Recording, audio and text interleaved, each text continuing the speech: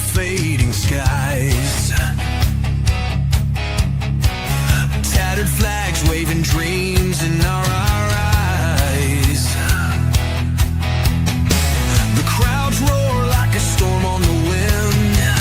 We're the underdogs fighting again.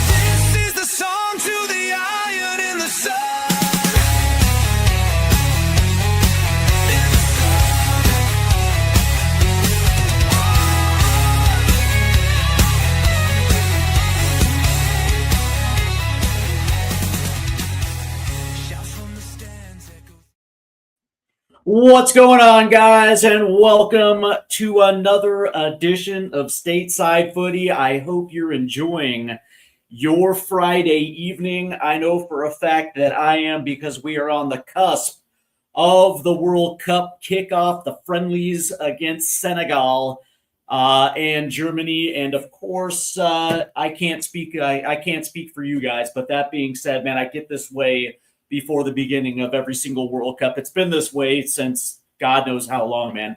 There's just something that comes into play where, yeah, maybe it is just because I am a homer. You can accuse me of being a happy clapper because it is what it is, man. When it comes to my national team, I just, something comes over me and then I just get completely fired up. But that being said, as I've gotten older, man, sensibility has come across, and of course that's going to play a role into tonight's show as well too, as I go over where I was right and of course where I was wrong when it came to the 26-man roster.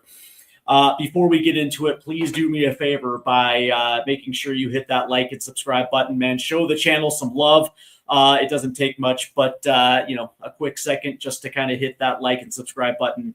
And also make sure that you hit that notification bell as well too, because this upcoming weekend, tomorrow, we actually have the pre-match buildup between the U.S. and Senegal as that kicks off on Sunday, and of course we actually have the live stream as well too. And by the way, I am absolutely fired up, and of course tomorrow we're going to get into the nuts and bolts of what we should expect from this U.S. men's national team as they take on a very talented Senegal squad to open things up. All right, let's go ahead and get into it, because the interesting thing about this 26-man roster is that it was by and large not exactly hard to predict.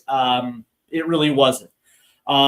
If you're following trends of Mauricio Pochettino, from the basis of what we saw from window to window, you kind of got a pretty good idea of how this thing was going to shake out.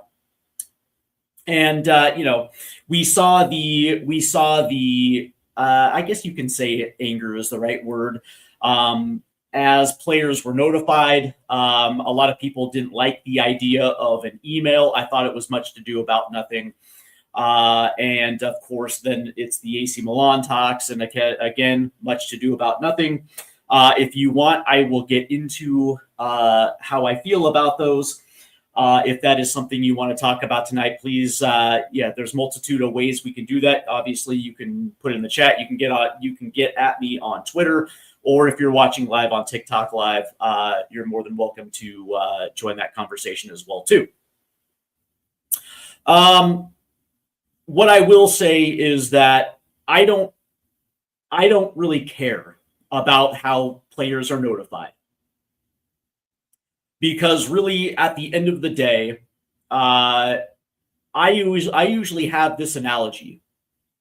Would you rather take a gunshot to the head, or would you rather take 3 to the chest and bleed out? Me personally, if you're giving me bad news, if you're giving me shit news, just rip the Band-Aid off. And the reason why I don't have a problem with the email is it's informal. And it makes it easier to deliver shit news. And so if you're a player and you were on the bubble and you get an email, it's easier to digest. The last thing I want is somebody smiling in my face delivering shit news. Seriously. That's the way I look at it. That is exactly the way that I look at it, right? I do not like back in 2021, 2022, as Greg Berhalter was personally calling people up via the iMessage or the whatever it is, the whatever the app is on the iPhone that you can whatever the hell. And he was either giving good news or bad news. The last thing you want as a player is to have your coach smiling at you while he delivers horseshit news. Period, point blank. I would rather get a text or an email because at the very least I can handle that.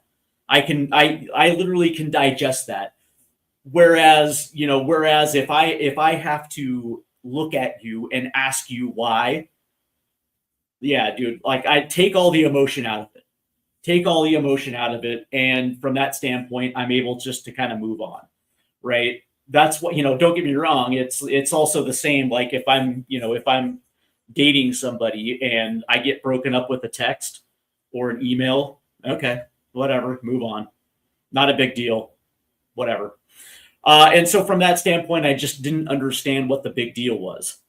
Shit news is shit news. And I'd rather take 1 to the head than 3 to the chest. Yeah. And I'm sure if you ask the players, I'm sure I would probably be more than 100% that the players that didn't make the roster weren't really all too concerned about the way that the message was delivered. I would actually be surprised if any of the players that didn't make it were upset because Pochettino didn't deliver the shit news with a smile on his face. Come on, man. Also, the news about Mauricio Pochettino potentially taking a conversation with AC Milan is much to do about nothing.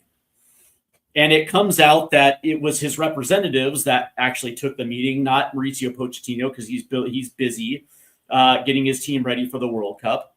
But the idea that this is a morale killer or is a distraction is a farce.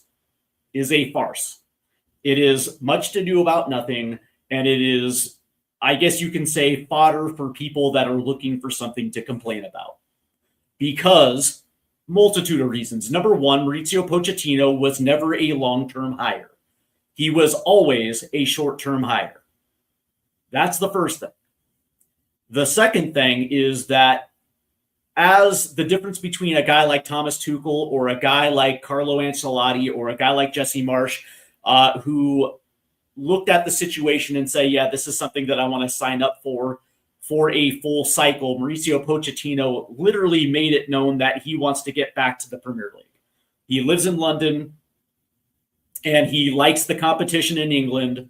And from that standpoint, it was never going to be something where he was going to take an extra cycle. This was always going to be short term.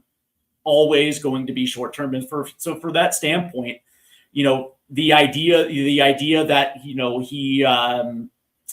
was looking for his next job shouldn't have came as a surprise to anyone. As a matter of fact, what surprised me is we haven't heard this sooner rather than later, because the contract ends after the U.S. goes out of the World Cup, And me personally, like somebody who is on, like a player that is on a free, generally can generally negotiate his next contract before before the rest of his contract is up.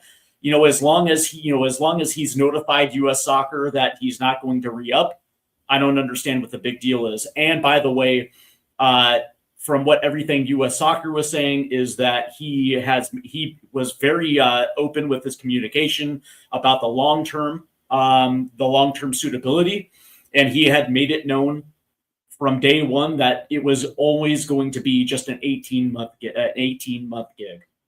That's it. And so from that standpoint, you can't be surprised that Mauricio Pochettino is looking for his next gig. He's a coach. And he was always going to go back to the club. He was always going to go back to the club game. And, so from that standpoint, it shouldn't come as a surprise. The players knew right from the beginning. The federation knows. And it was always going to be this. And so from that standpoint, I'm sure the players understand. They understand it's a business for a coach as it is a player. And, they're just focused on what they're supposed to be focused on, which is getting farther than this team has ever gotten in a World Cup. So those are, for me, those are my views on those two situations. And let's see, Jaden the man says, keep in mind Allegri did this with Napoli. Yeah, fair enough. Yeah, exactly. And, it's actually, that's a little bit different just considering that, we're talking 48 hours after Allegri got the sack at AC Milan. He was introduced as Napoli's new head coach. Yeah, that's a good point. All right, so let's go ahead and get into it, and let's have a discussion about this roster. Again, the U.S. are set to take on Senegal in a couple days, and I kind of wanted to go over my roster that I introduced a couple days ago with Jeff Lagesson of Prost International. Of course, he had his 26, which was a very conservative roster. I completely understand exactly where he was coming from. Me personally, I think this is geared toward our strengths, but I actually had a few in there that I thought might possibly have an opportunity to be in the 26-man roster. And there were some that I got right, some that I got wrong. And we're going to talk about the implications of the people that may or may not deserve to be on this roster versus those that got in the snub, and the implications of potentially those snubs. So let's go ahead and get into it. I'll put my roster on the screen. There it is right there. And like always, we always begin at goalkeeper. We start from the back and work our way to the front. And this was pretty self-explanatory. Matt Freese, Matt Turner, Chris Brady. Again, with the goalkeepers, the only question in this was going to be the third string keeper. In a World Cup, traditionally that third keeper is usually given to the future number one, or the keeper that has the ability to be that future number one. In a few occasions, the U.S. did bring an extra veteran keeper. 2002, Tony Miola ended up getting that spot. But that being said, by 2006, between that World Cup and the next cycle, Tim Howard obviously worked his way into the national team, and the rest is history. But for this one, I guess the question really is like, who is really going to be that next young keeper? Who is going to be the face of this position as we move from 2026 into 2030? Is that potentially a Diego Cochin? Is that a Chris Brady? Is that, a Gaga Slonina or a Jonathan Klinsmann? Me personally, I don't really care. But that being said, over the course of the last couple months, and especially after that March window, we started hearing from Mauricio Pochettino and his coaching staff about how much he loved Chris Brady and what he brings to the table from a I guess you could say from a technical standpoint. And from that standpoint, that's the reason why I included him in my goalkeeper group. But from, picking these three were not going to be all that difficult just from what we've seen over the 18 months. And so from a goalkeeper standpoint, obviously I got those three right. The question, I guess, for you guys is, number one, who is going to be your starting keeper? I have Matt Freese, and because of what we've seen over the course of the last year, as Matt Freese, number one, came into the group and then also overtook Matt Turner when it came for starting minutes. And it just seems like that's going to be the direction that Pochettino is going to go in. We have a couple questions here on TikTok Live.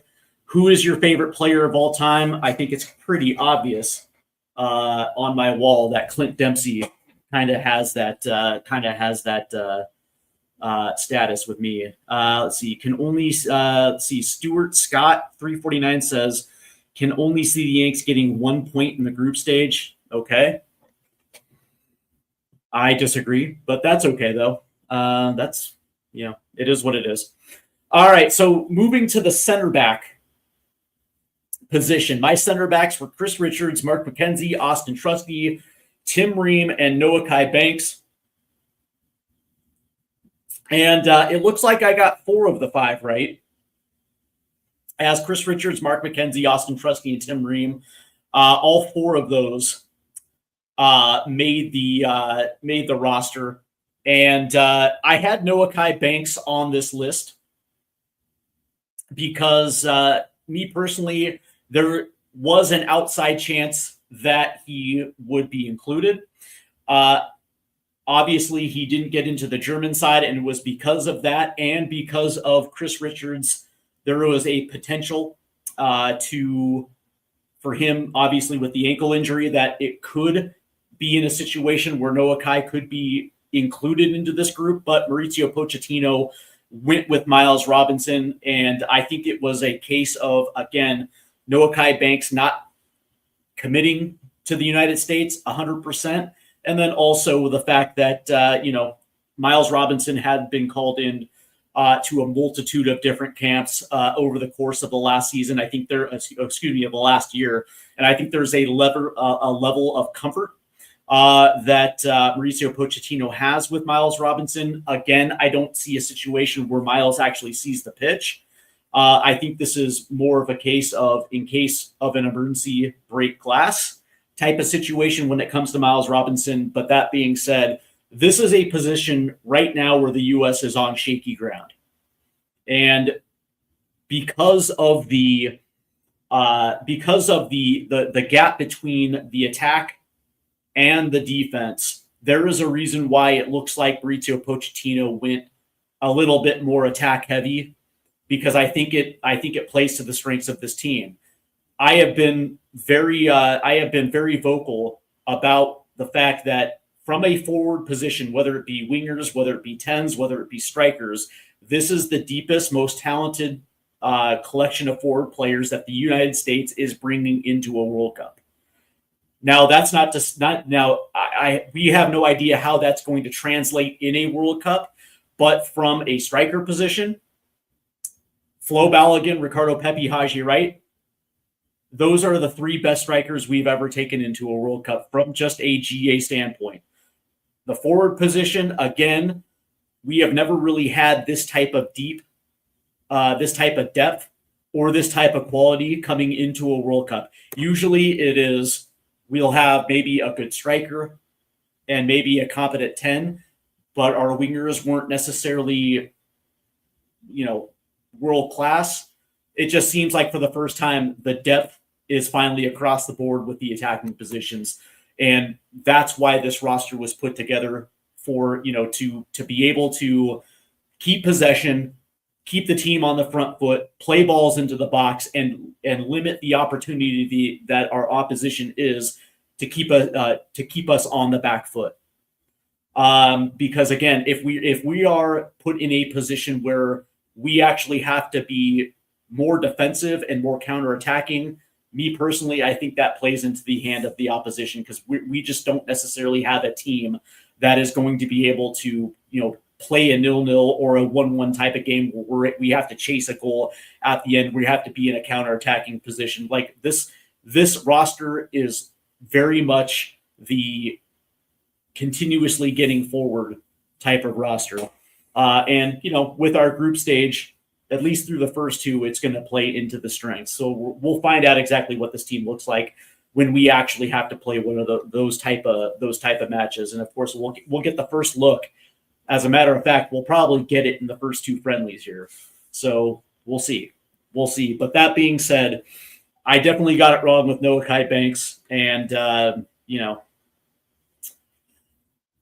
Miles Robinson, I guess, congratulations. Let's see. The wing backs. I had Jedi Robinson, Serginho Dest, Tim Weah, Arfston, and Freeman. Now, here's the thing. I got them all right, except Tim Weah is listed as a forward player, not necessarily as a defender. And, of course, Joe Scally was put into this group. And so from that standpoint, I got that one wrong. And I just didn't, with the addition of Alex Freeman, I didn't necessarily understand the inclusion of a guy like Joe Scally outside of the fact that, from a club standpoint, he's a little bit more stable, a little bit more consistent with Borussia Mönchengladbach than Freeman is with Villarreal. But that being said, having Freeman on the roster was kind of an obvious selection.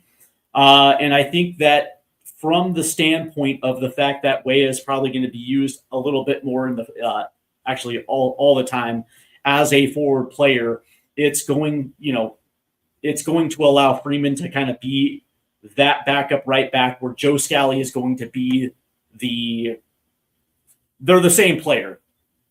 But if you need somebody to kind of be that right center back, that's where Joe Scally kind of fits on this one. I know a lot of people are saying it's going to be Freeman.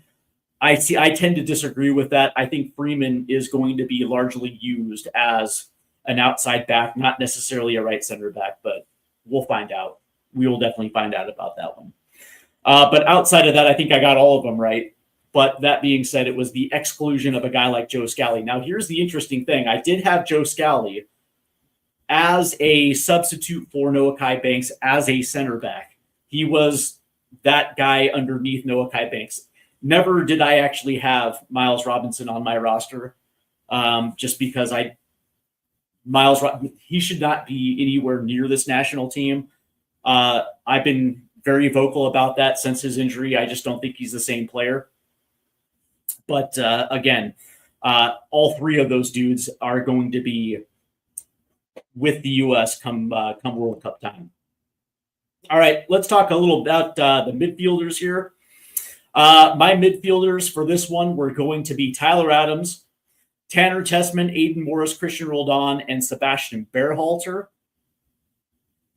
And I was right on the Adams, Roldan, Berhalter front, but as far as Aiden Morris and Tanner Tessman, those two guys were left off, and Weston McKennie was grouped into this as four midfielders are on this roster. And from the standpoint that we're taking an extra defender and not taking an extra midfielder, to me at least, it's a little sketchy, man. Do I have a problem with Roldan and Berhalter? Not really. When you're looking at trends of what Mauricio Pochettino was doing over the course of the last year, more or less he was rewarding those guys who came in, trained hard, and gave consistent performances when their number were called. And what we saw last year was Sebastian Berhalter, who was a consistent performer with the national team, continuing to get called in, and Cristian Roldan when he made his debut with the national team last September. Those again were the same things. Both of those guys came in, made the most of their opportunities, and so from that standpoint, I had a pretty firm grasp on those two.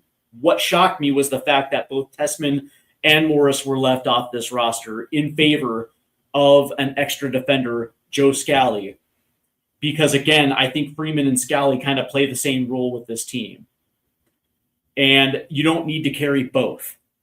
you can get away with carrying one, considering that you do have Tim Weah, who, if you need him in a pinch, he can actually facilitate that role as an outside right back. You didn't need to carry both Scally and Freeman, where you could have used the extra midfielder, especially at that CDM.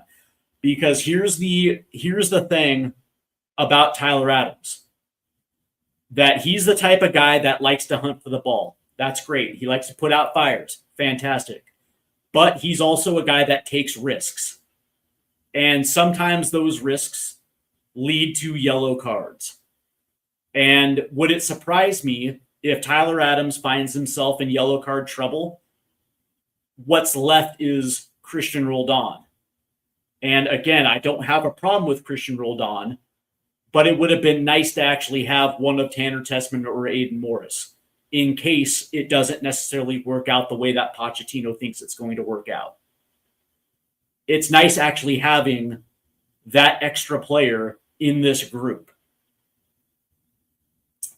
And that ended up not being the case. And so from that standpoint, Pochettino is relying on for Tyler Adams to, I guess you can say, keep himself in check, so that yellow card accumulation does not sit him for a match or a match or two, but also that Cristian Roldan is going to be able to step in and also maintain a certain level to where that we don't necessarily lose that type of continuity in the midfield. And I think that's kind of a big gamble.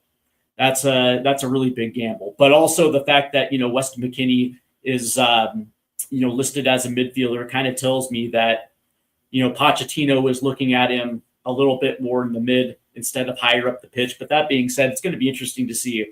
When I see that, it also makes me believe that maybe we're playing a back four and not a back three. We'll see. But that being said, I was wrong with Tanner Tessman and Aiden Morris. And I don't know, man. I feel like I should be right on this one, but that's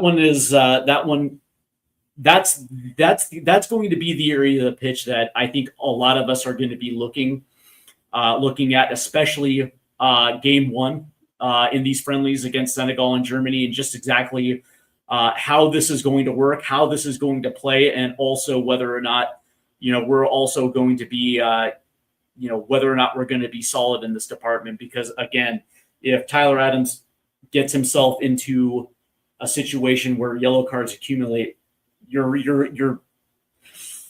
basing a lot on the shoulders of a guy like Cristian Roldan. And I know that makes a lot of U.S. men's national team fans a little weary, but it is what it is, man. That's the decision that Pochettino has made. And again, I seem to take I always take the stance where he's got all the information, and so from that standpoint, I'll ride with Pochettino. But then again, I also kind of want to see it. At least, let's see, 9 Hungry Wolves 8U says we have to admit we are miles behind every 4 years. I wouldn't say that at all.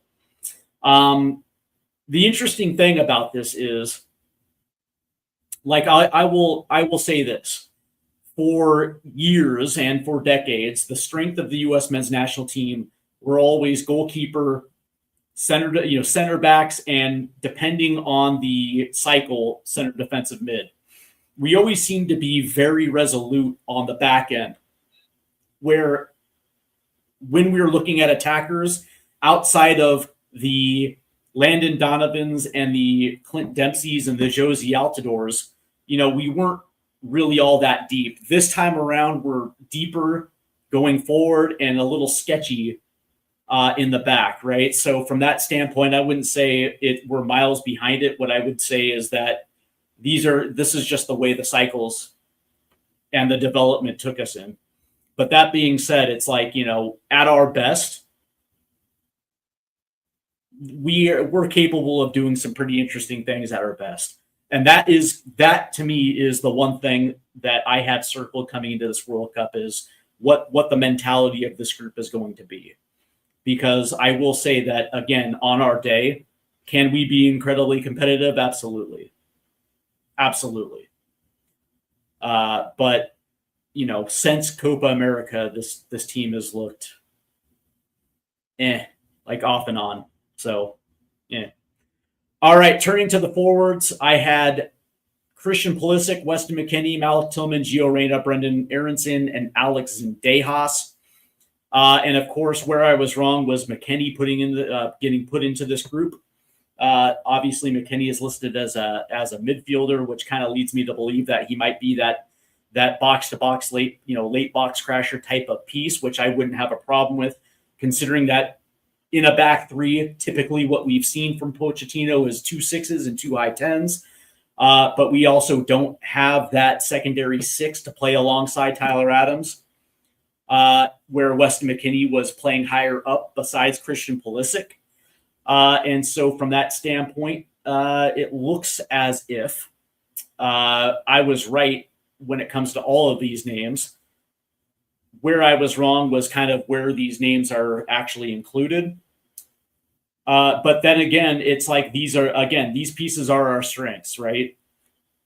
Christian Pulisic, for me, has to be the most important piece for this.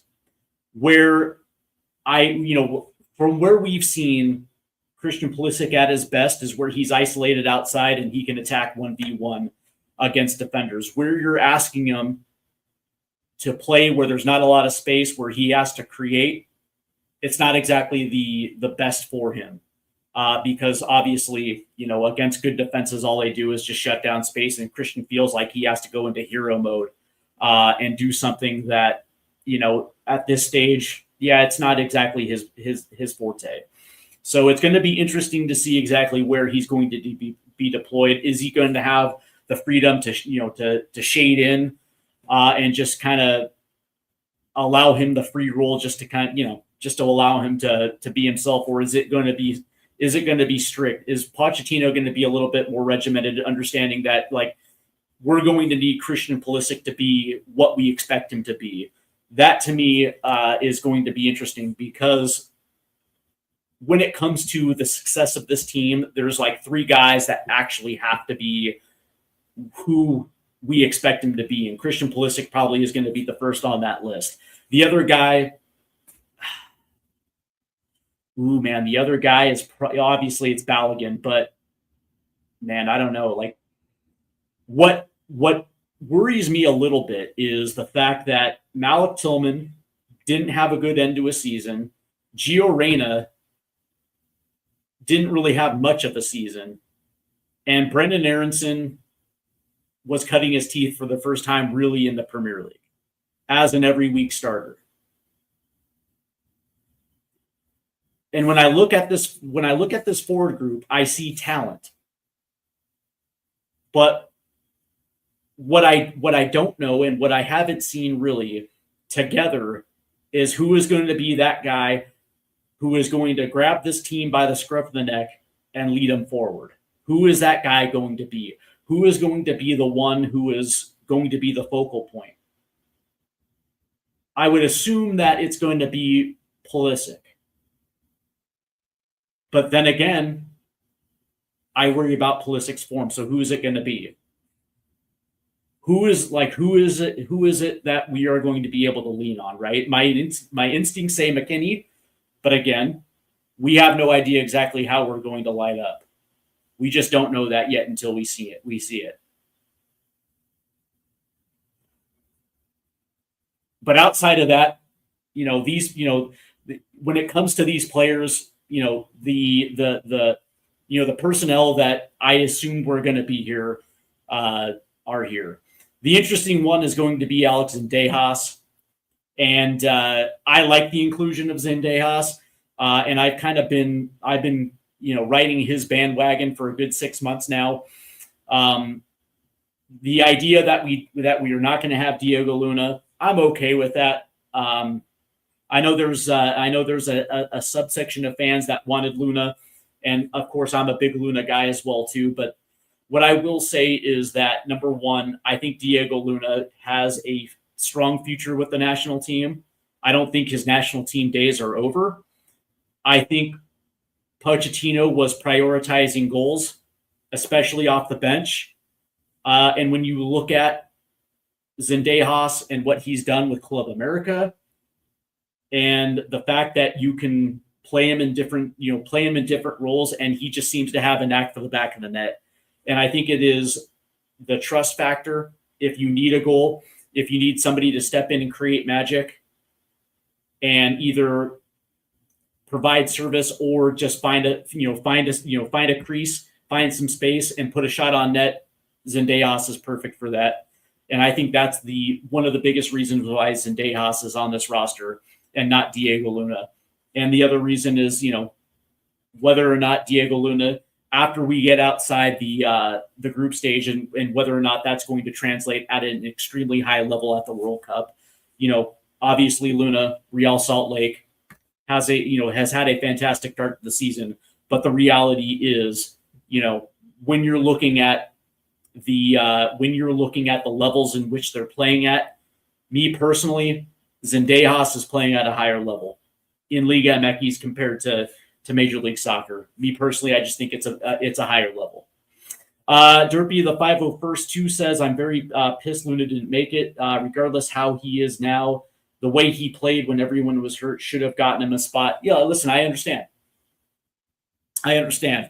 And one of the things that I will say is, I think it was the right choice for this World Cup and for what Pochettino is looking for that spot coming off the bench. I agree with it. But that being said, it's like I'm a big Diego Luna guy, without a doubt. And I still think that his national team career is a bright one. But the question is whether or not, his game, does that translate to the highest levels of international football as soon as you get past the group stage, right? Where I'll give you a good example. So in my projections, once the U.S. gets out of the group stage, now again, I'm assuming that we win the group. In the round of 32, I have the U.S. playing the Ivory Coast, which is a good team, and I have the U.S. winning. Getting to the round of 16, where we match up against Belgium, a team that we just played and a team we got our asses kicked. As soon as they made their substitutions, we made our substitutions, and then it just went downhill. In order for us to live up to the expectations of potentially getting to a quarterfinal, we're going to have to beat a team of the magnitude of a Belgium. And in one of those type of games, there's a good chance that either A, we're going to be tied come the 65th, 70th minute, or we're down a goal. And Pochettino is going to have to look at his bench, and he's going to have guys on his roster that can put the team in a position where they're A, going to get the equalizer, or B, going to take the lead. And when you're looking at the two players side by side, both of them have at least in my opinion, have a very similar skill set, but one of them has a track record at a little bit of a higher level of being able to facilitate goals that can give you what you're looking for. And again, this is no disrespect to Diego Luna. I'm a big Luna guy, but I understand why he chose Alex Zendejas. Because he feels a little bit more comfortable with Zendejas in that role. Because of the opposition of which he plays against, which is a little bit better than that of Diego Luna. He goes on to say, if they don't get to the quarterfinal too as well, then I'll be very pissed. Yeah, I'm kind of in that same boat too. Where I look at this roster and I see the talent, and it suggests at the very least that this team is capable of getting to at least a quarterfinal. Now, a lot of things have to happen in a World Cup, and what I like about it is that with a World Cup, crazy things have happened. For instance, Germany gets bounced out in the group stages of the last two World Cups after winning it in 2014. We've also seen teams get knocked out in the early stages of a knockout round as well too. And so, from my standpoint, that's the beauty of the World Cup, is like luck and timing do actually factor into this, where teams that you expect to advance sometimes don't, and we have no idea, how that's going to play out in the favor of the U.S. in this World Cup. The only disadvantage of it is the expanded pool, because now there are no groups of death, and I wonder how that is going to play into the timing and the luck, where in World Cups past, because we didn't have as big of a field, like a Panama or a Costa Rica or a Saudi Arabia, or a Japan can upset a Germany or put Spain on the ropes, as we saw in the last World Cup, right? Where we don't necessarily have one of those heavy hitters making it through. I think with this World Cup, with the fact that we have Curacao and we have Cape Verde, as great it was for them to see them qualify, the reality is, we have a lot lesser national teams in this field, where, quite frankly, all it does is it reads like UEFA qualifying. Like, if you look at the groups of UEFA, it's like you kind of know who's going through. And so from that standpoint, right, like you're kind of hoping that maybe a third place team handles their business in the round of 32. That kind of opens up a window for the U.S. to get a little further than they should. That's my only concern. Is that there's too many teams that probably don't deserve to be at a World Cup that, because of the new format, qualified. So we'll see, man. We'll see. Lastly, strikers, Balogun, Pepe, right? Obviously, I got those right. And again, these are our three best strikers at the moment. And I know that, we had Josh and we had Brian White. Realistically, and I think Jordan Morris, Jesus Ferrer, and some of these other guys that haven't featured for the U.S. in quite some time.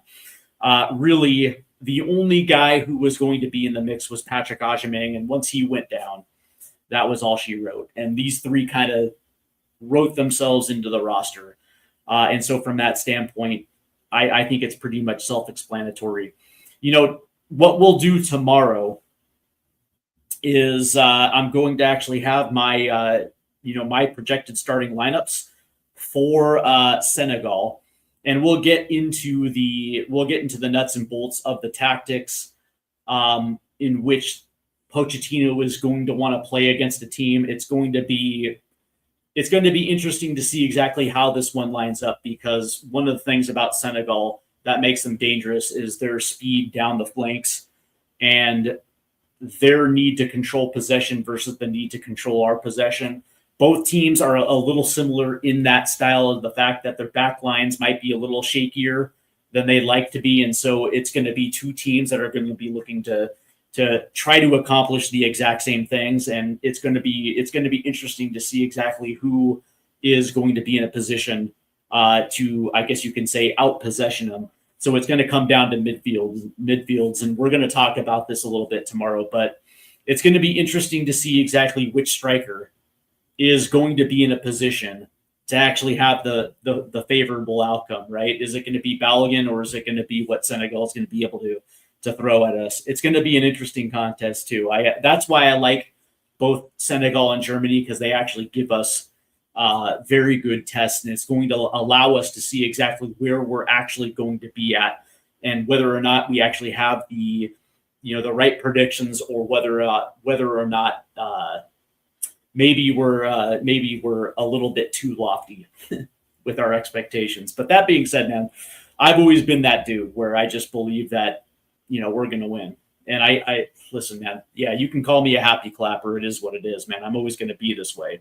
I'm American, and maybe this is the American ego talking. But that being said, when it comes to sporting endeavors, I expect us to dominate.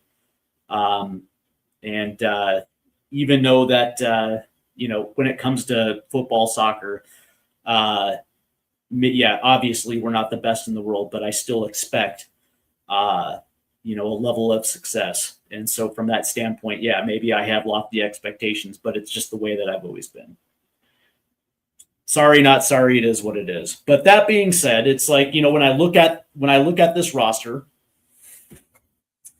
a lot of these names were written in for quite some time. I think we probably can say for the last 6 months, a good 3/4 of this roster was penciled in for the World Cup. A lot of these guys are hangovers from the 2022 team. Some of them are obviously making their World Cup debuts. Obviously Balogun and Pepe, Zendejas, Tillman, Berhalter, Freeman, Arvston. Yeah, Trusty McKenzie, Breeze, Brady. Okay, yeah, but for the most part, I think it was easy to kind of pick this roster. When I think about this roster, when you break it down, one of the things that Mauricio Pochettino is known for is front-footed football. And when you look at his time with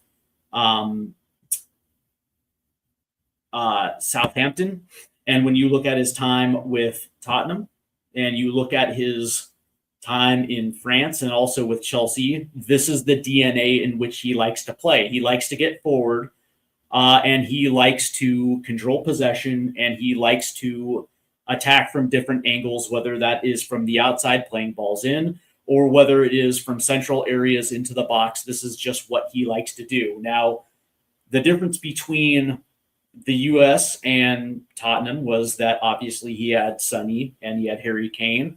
With PSG, he had obviously the best players in the world with Messi and Neymar and Mbappe. And with Chelsea, he had Cole Palmer and Conor Gallagher, but the DNA is the exact same. And so when he got hired, I was actually pumped up because understanding this and being a Spurs guy myself, I was like, okay, great, because we actually have the nuts and bolts to what he's trying to accomplish. And now it is putting it together and formulating a plan behind it. And as we have seen it, as we have progressed, and as he has rotated, and by the way, the rotation was only to find out the fringe areas of this roster. It was obvious who was going to be here as far as like the starters, the Balogans, Pulisic, McKennie, Tillman, Aronson, Tyler Adams, Chris. Those guys were going to be here. It was going to be the fringe of this roster, i.e., I guess you can say 20 through 26. Those were going to be the only areas of change where I was expecting, right? So was I expecting Sebastian Berhalter or Cristian Roldan? Probably not. I was probably thinking like Yunus Musa, or maybe even a Gianluca Busio. That's kind of the direction I was headed into. But that being said, it is what it is. Like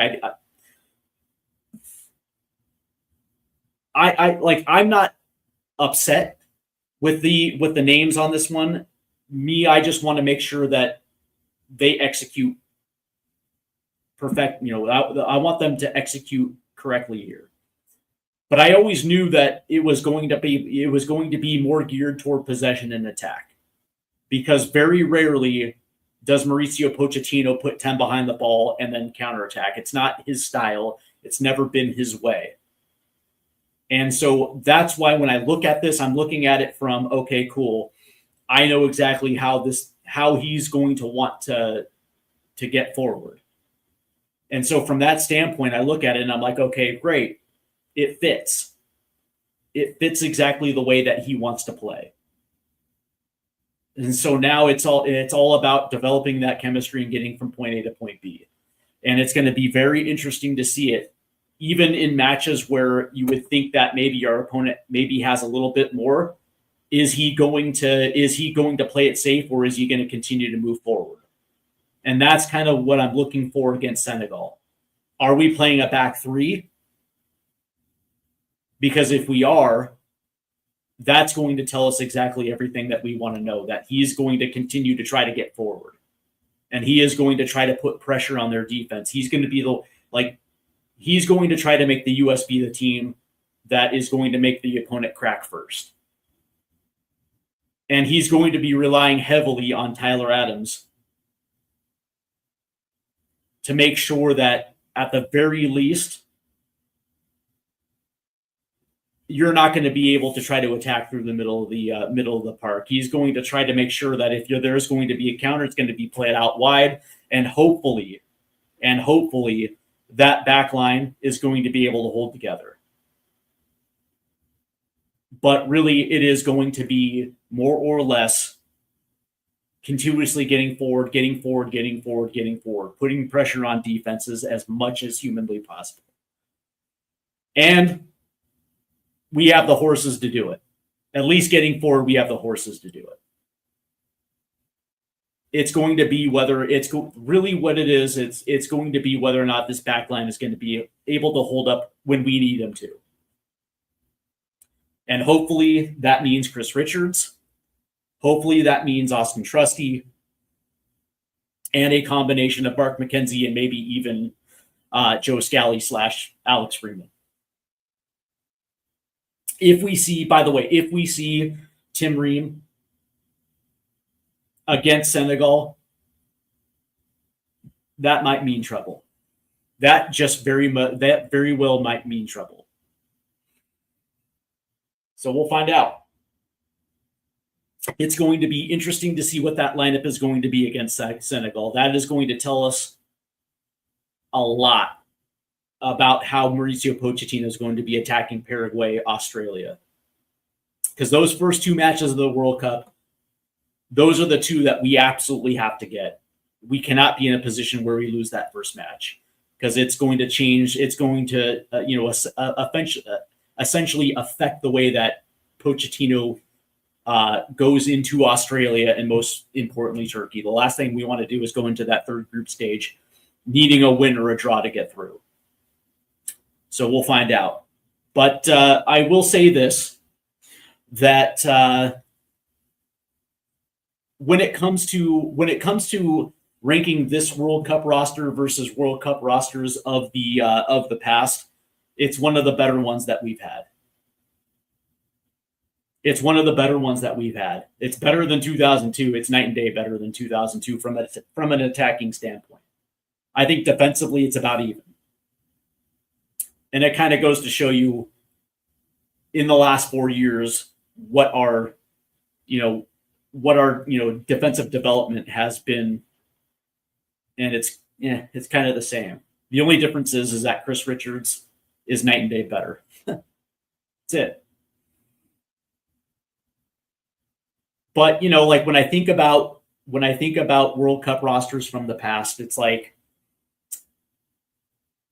what made 2002 so good was that mix of veterans with youth and where we were solid.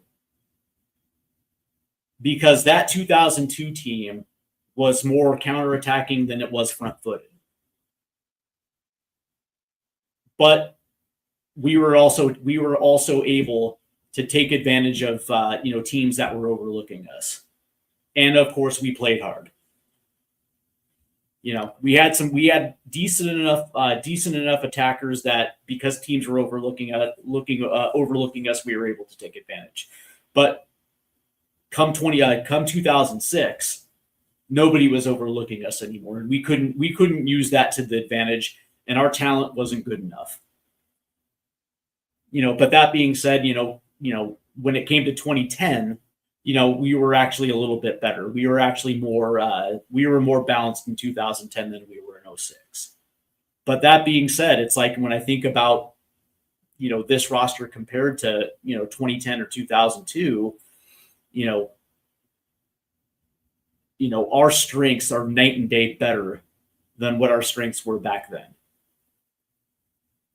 And, whether you want to believe this or not, at least the back line is good enough. You know what I mean? Like, what I mean by that is if we take leads, we'll be able to hold them. What I worry a little bit about is if we're down, can we keep it at that score? Can we keep them from absolutely just, shredding us up even more? That's kind of where I worry a little bit.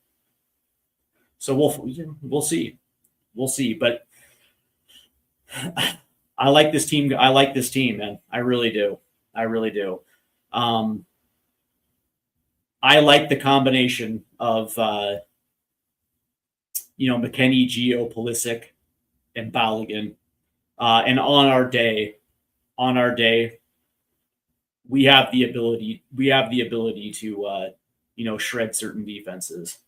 That's the one thing that I keep going back to, because I don't think we've ever really seen an attack that's as gifted, as talented, as deep, coming into a World Cup where a lot of these dudes are in form. That actually has me very enthusiastic for this one.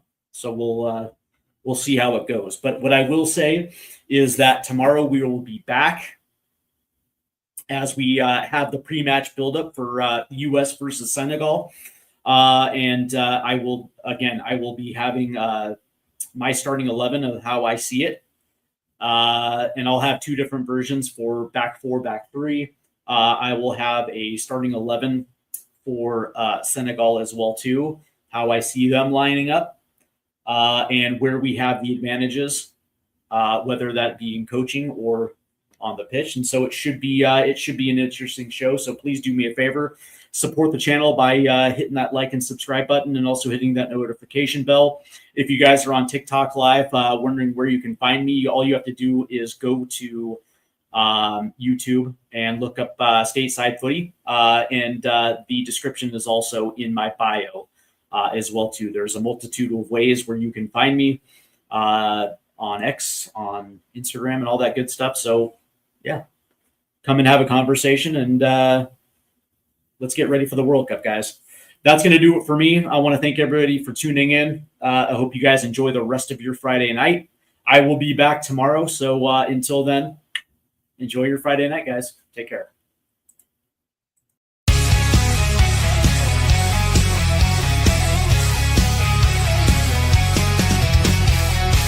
Rusted goalposts under fading skies.